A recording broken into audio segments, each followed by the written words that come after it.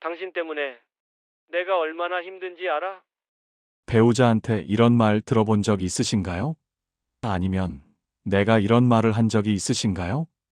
부부 사이라는 이유로 무심코 던진 말 한마디가 가슴에 비수처럼 박힙니다. 더 아픈 건 남들한테는 절대 안 할 말을 가장 가까운 사람한테는 쉽게 한다는 겁니다. 우리 사이에 뭘 그렇게 따지냐며 상처 주고 사랑하니까 이해해줘야지 하며 용서를 강요하죠. 그런데 이게 정말 사랑일까요? 평생을 함께 산 부부인데 왜 이렇게 서로에게 상처만 주고받는 걸까요? 나이 들어보니 알겠더라고요. 부부라고 해서 뭐든 참고 넘어가는 게 능사가 아니라는 걸요. 오히려 그렇게 쌓인 서운함이 관계를 더 망가뜨립니다. 그렇다면 상처 주는 배우자에게 어떻게 대해야 할까요? 참지도 말고 싸우지도 말고 관계를 지키면서도 나를 지키는 방법 지금부터 알려드리겠습니다.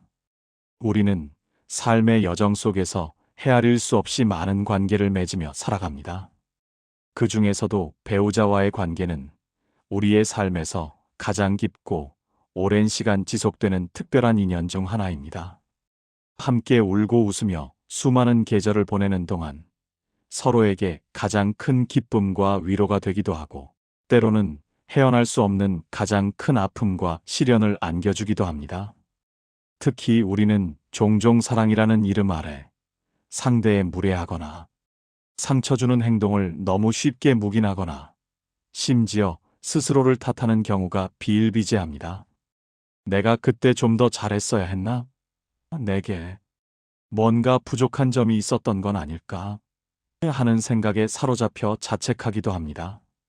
하지만 이러한 자기 비하나 자책은 결코 건강한 관계를 만들 수 없으며 오히려 관계에 독이 될 수 있습니다. 이는 상대방에게 당신의 감정을 존중하지 않아도 된다는 잘못된 신호를 지속적으로 줄 수 있기 때문입니다. 그렇다면 어떻게 해야 상대방의 상처 주는 행동을 효과적으로 멈추게 하고 나 자신을 귀하게 지키면서도 관계를 긍정적으로 개선할 수 있을까요?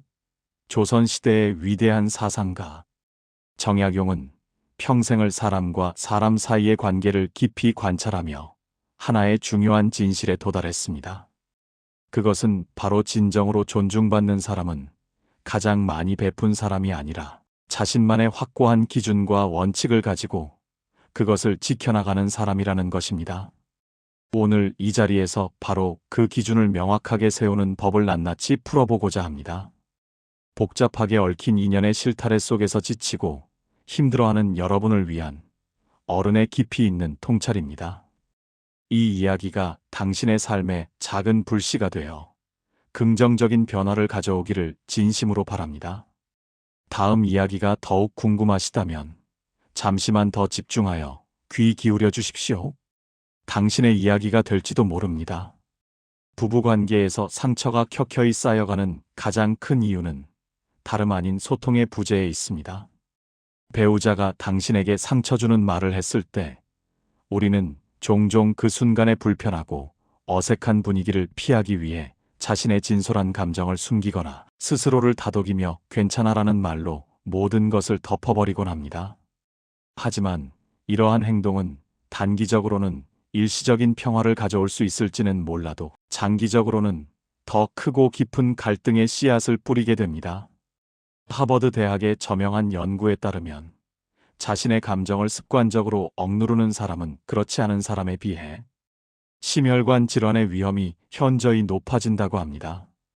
특히 배우자와의 관계에서 비롯된 서운함이나 억울함 같은 감정을 반복적으로 참는 경우 우리의 몸은 그 감정을 효과적으로 해소하지 못한 채 극심한 스트레스 반응으로 전환시키게 됩니다.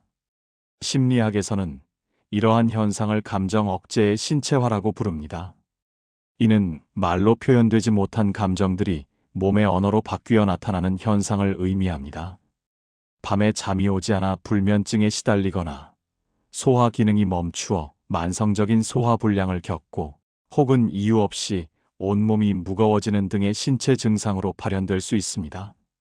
나이가 들수록 감정을 삼키는 횟수는 점점 늘어나는데 반해 신체의 회복력은 오히려 줄어들기 때문에 같은 정도의 참음이라도 60대 이후에는 그 영향이 훨씬 더 깊고 오래 지속된다고 합니다.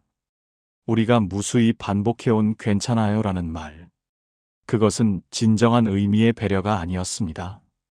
그것은 오히려 자신의 소중한 감정에 매번 강력한 자물쇠를 채우는 자기 학대적인 행위였습니다. 이 습관이 왜 생겨나는지 그 심리적 구조를 깊이 들여다보면 답은 의외로 간단합니다. 관계가 깨질까봐 극도로 두려워하는 마음 때문입니다. 내가 서운하다고 솔직하게 말하면 상대가 불편해할 것 같고 그로 인해 분위기가 험악해지면 결국 나만 이상한 사람이 될 것 같아서 입을 꾹 닫아버리는 것이죠. 한두 번은 참을 수 있습니다. 하지만 이러한 참음이 10번, 20번 쌓이게 되면 우리의 몸이 먼저 더 이상 견딜 수 없다는 비명을 지르게 됩니다. 감정은 말로 적절하게 빠져나가지 못하면 반드시 다른 출구를 찾아 터져나오게 마련입니다. 더 깊은 문제가 있습니다. 이러한 침묵의 습관은 주변 사람들에게도 매우 강력한 잘못된 신호를 지속적으로 보냅니다. 당신에게서 괜찮다는 말을 늘 들어온 배우자는 당신이 진짜로 괜찮은 줄 알게 됩니다. 더 정확히 말하면 괜찮다는 말을 그대로 믿는 편이 자신들에게 훨씬 편하기 때문에 더 이상 당신의 감정에 대해 묻지 않게 되는 것입니다. 결국 묻지 않아도 되는 이유를 당신이 매번 직접 만들어준 셈이죠. 이것이 반복되면 가족 구성원들 사이에서도 미묘한 감정의 서열이 생겨나게 됩니다. 감정을 가장 많이 참아온 사람이 결국 가족 내에서 감정을 가장 무시당하는 사람이 되는 것. 이것이 바로 괜찮아요라는 말이 만들어낸 가장 잔인하고 비극적인 결과입니다. 조선의 현자 정약용은 이렇게 가르쳤습니다. 참는 것이 진정한 덕이 되려면 무엇이 옳고 그른지를 먼저 명확히 가린 뒤에 참아야 한다. 분별 없이 무작정 삼키기만 하는 참음은 덕이 아니라 스스로를 해치는 어리석은 행위이다. 이는 서운할 때 서운하다고 솔직하게 말하는 것이 싸움을 거는 행위가 아니라 오히려 관계를 살리고 더욱 견고하게 만드는 가장 정직하고 용기 있는 길이라는 뜻입니다. 오늘부터 괜찮아요라는 말 대신 딱 한 가지만 바꿔보십시오. 사실 나 조금 서운했어. 이 솔직한 한마디를 용기를 내어 입 밖으로 꺼내보는 것입니다. 처음에는 목소리가 떨리고 불안할 수 있습니다. 하지만 그 떨리는 한마디가 수천 번의 맹목적인 괜찮아요보다 당신의 몸과 마음을 훨씬 더 단단하고 굳건하게 지켜줄 것입니다. 당신의 소중한 감정은 결코 짐이 아닙니다. 그 감정을 가장 먼저 귀하게 여기고 보살펴줄 사람은 바로 당신 자신이라는 사실을 명심하십시오. 이처럼 감정을 솔직하게 표현하고 자신의 경계를 설정하는 것의 중요성을 깊이 깨닫는다면 다음 이야기는 상처 주는 관계의 본질적인 민낯을 더욱 깊이 있게 해부하여 당신에게 더 큰 통찰을 선사할 것입니다. 오랜 시간 함께 해온 부부 사이에서도 때로는 예상치 못한 순간에 그 관계의 진짜 민낯이 적나라하게 드러나기도 합니다. 특히 일방적인 희생과 배려만을 바탕으로 유지되어 온 관계는 시간이 흐를수록 더욱 취약해질 수밖에 없습니다. 우리가 힘든 상황에 처하거나 아무것도 해줄 수 없는 무력한 상태에 놓였을 때 비로소 누가 진정으로 우리 곁에 남아줄 것이고 누가 단지 우리의 쓸모만을 바라보았던 것인지 명확히 알게 되는 것입니다. 옥스퍼드 대학의 심리학 연구에 따르면 인간이 진정으로 신뢰하며 깊은 감정적 유대를 나눌 수 있는 관계의 수는 평균적으로 5명을 넘기지 못한다고 합니다. 수백 명의 지인이 존재한다고 해도 정작 인생의 위기나 어려움의 순간에 진심으로 달려와 손을 내밀어주는 사람은 손에 꼽을 정도로 적다는 것이죠. 심리학에서는 이러한 현상을 덤바의 내부원이라고 부릅니다.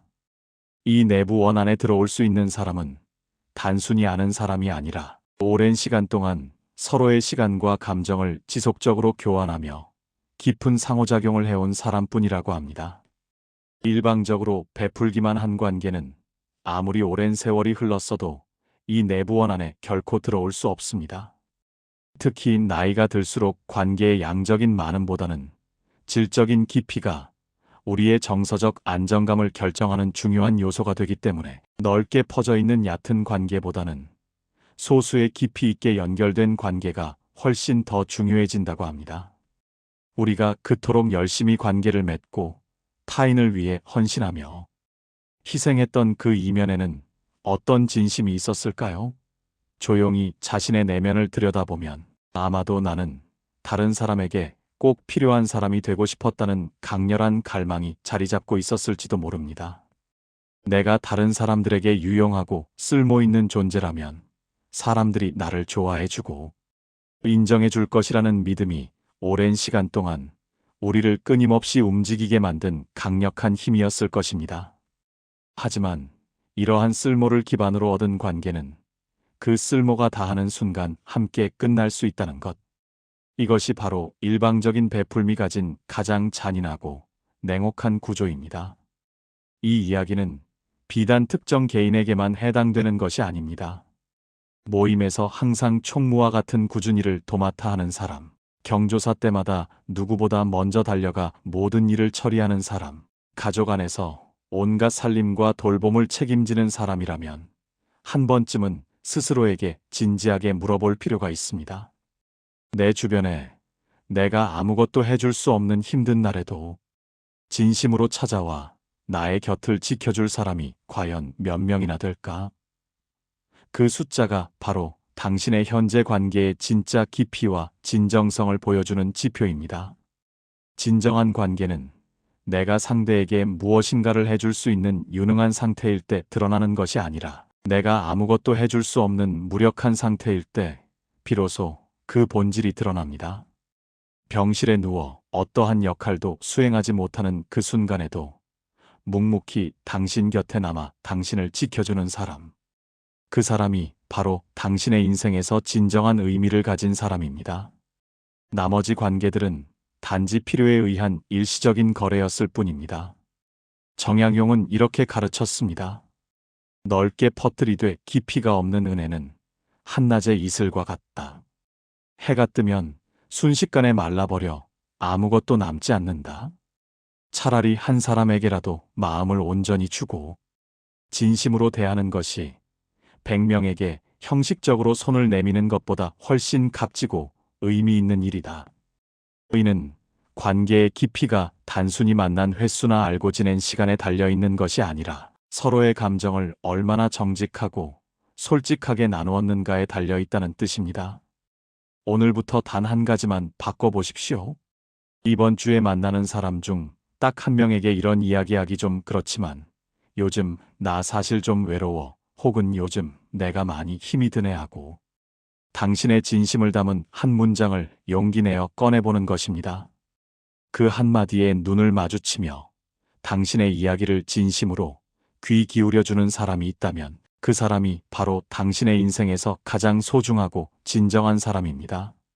수백 명의 피상적인 지인들보다 그 단 한 사람의 존재가 당신의 남은 날들을 훨씬 더 따뜻하고 의미 있게 채워줄 것입니다.